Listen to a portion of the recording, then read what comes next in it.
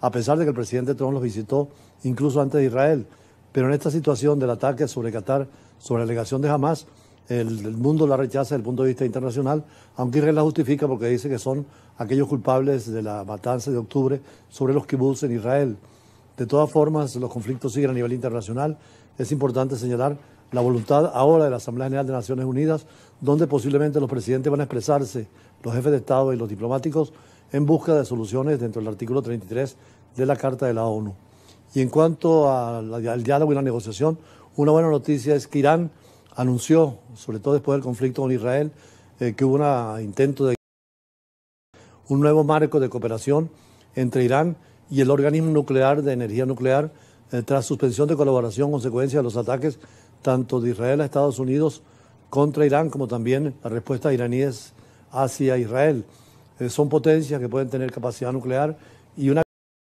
en el mundo a ser globalizada por los intereses que están en el Medio Oriente de todas las potencias y particularmente la defensa cerrada de Estados Unidos a Israel, pero también el potencial que tiene China, Rusia, cercano a Irán, con lo cual este anuncio que está ahora en Viena, en la Organización Internacional de Energía Atómica, fundada en 1956, ayuda a que las potencias nucleares tengan vigilancia internacional y esto eliminaría ese conflicto, por lo menos por ahora, en cuanto al control del uranio, que no pueda ser enriquecido a niveles que preocupen para una bomba atómica en una región tan explosiva donde hay el petróleo y otros factores económicos que las potencias tratan de conseguir y donde la política muchas veces, por razones religiosas y culturales, insiste en la confrontación. Tras una jornada de negociaciones en El Cairo, Irán y el Organismo Internacional de Energía Atómica anunciaron el martes un nuevo marco de cooperación bilateral para reanudar las actividades de la organización en el país persa. El acuerdo fue firmado en El Cairo entre el ministro iraní de Exteriores, Abbas Araghchi, y el director general de la OIEA, el argentino Rafael Grossi, en presencia de Bader Abdelati, ministro de Exteriores de Egipto, país anfitrión. El acuerdo establece una modalidad práctica para la cooperación que refleja tanto la extraordinaria situación de seguridad que enfrenta Irán como los requisitos técnicos de la agencia. Garantiza que la cooperación continúe de una manera que respete la soberanía de Irán y aborde los requisitos de verificación de la agencia. El acuerdo para reanudar la cooperación supone un avance para evitar la imposición de sanciones de Naciones Unidas contra Teherán. La suspensión de la cooperación de Irán con la OIEA suponía que los inspectores nucleares necesitaban autorización del máximo órgano de seguridad del país para poder llevar a cabo su labor.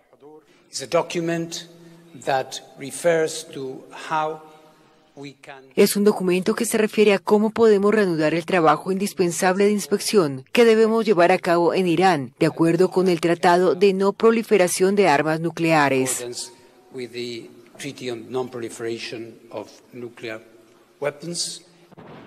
La cooperación de Irán con la OIEA fue suspendida por el gobierno iraní tras los ataques de junio pasado de Estados Unidos e Israel contra sus instalaciones nucleares, entre advertencias internacionales de que el país persa habría enriquecido uranio que le podría acercar a la fabricación de armas nucleares, lo que niegan los iraníes.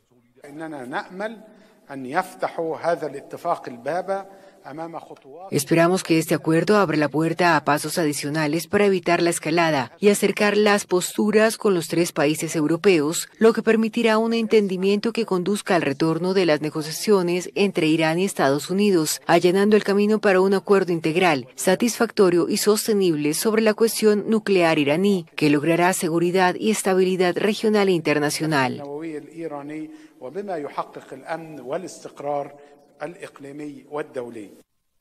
Desde el ataque israelí y estadounidense en junio a instalaciones nucleares de Irán, el gobierno persa exige garantías contra acciones militares antes de reanudar cualquier negociación, pero la semana pasada aseguró que podría conversar con Estados Unidos al tiempo que descartó cualquier restricción sobre su programa de misiles. El argentino Rafael Grossi, que vimos en pantalla, diplomático sudamericano, es el secretario general de la Organización Internacional de Energía Atómica, que tiene sede en Ginebra, pero que ahora funciona en Viena. En Ginebra son las grandes conferencias, sobre todo no proliferación, pero Viena es la estructura administrativa donde está también la OPEP. y el argentino tendría un éxito si logra ese diálogo para que Irán se integre plenamente a la Organización Internacional de la Energía Atómica y controlar el uso del uranio, porque el uranio enriquecido sirve para la electricidad, para la medicina, para la agricultura, pero los átomos de uranio cuando se enriquecen se convierten en un factor para crear. Los misiles hoy llegan en minutos, en media hora entre un continente y otro, y es una amenaza más allá de los 5 países que tienen, son Estados Unidos, Rusia, China y Francia, Inglaterra, la posibilidad de que países ajenos al Tratado de No Proliferación tengan el arma nuclear, entre ellos el caso de Israel, Irán, India y Pakistán. Lo cierto es que es un triunfo para Rafael Grossi, el argentino, que ahora aspira también a ser secretario general de Naciones Unidas, porque en la rotación permanentemente del secretario general toca a América Latina, aunque hay una tendencia que impulsa más a una mujer que sea la primera secretaria general de la ONU. Y en cuanto a la noticia del día que tenemos que analizar más adelante, es que el ejército de Nepal en el Extremo Oriente retomó el control de la capital Katmandú después de 2 días de disturbios, los más violentos en 20 años, que llevaron al primer ministro a dimitir y a la apertura de un diálogo sobre el futuro del país. Esta situación es compleja porque se traslada el foco del Medio Oriente al Extremo Oriente, sobre todo muy cerca de la frontera de China y la India. Y es una situación muy complicada porque son los jóvenes, la generación Z, la que sale a las calles a protestar y quieren cambio absoluto de gobierno. Por eso asaltaron el Parlamento, la Presidencia de la República, la Fiscalía y el Poder Judicial. Están buscando nuevos horizontes, más allá de la época nostálgica del reino que tenía por 300 años Nepal, o más allá de la democracia o del marxismo, del capitalismo, de los partidos políticos tradicionales. Pero veamos la información. El ejército de Nepal retomó el miércoles el control de la capital, Katmandú. Los militares vigilaban que se respetara el toque de queda impuesto hasta nueva orden para reimponer la calma, después de 2 días de disturbios, los más violentos en 20 años. El lunes, la policía reprimió violentamente una ola de protestas en contra de la corrupción y una reciente decisión del gobierno de bloquear las redes sociales. Los enfrentamientos dejaron al menos 19 muertos y cientos de heridos. A pesar del restablecimiento de plataformas como Facebook, X o YouTube, la promesa de una investigación sobre la violencia policial y la renuncia del primer ministro, grupos de jóvenes manifestantes que se hacen llamar Generación Z saquearon el martes edificios públicos y las viviendas de varios dirigentes. El Parlamento fue incendiado, así como la residencia del hasta entonces primer ministro.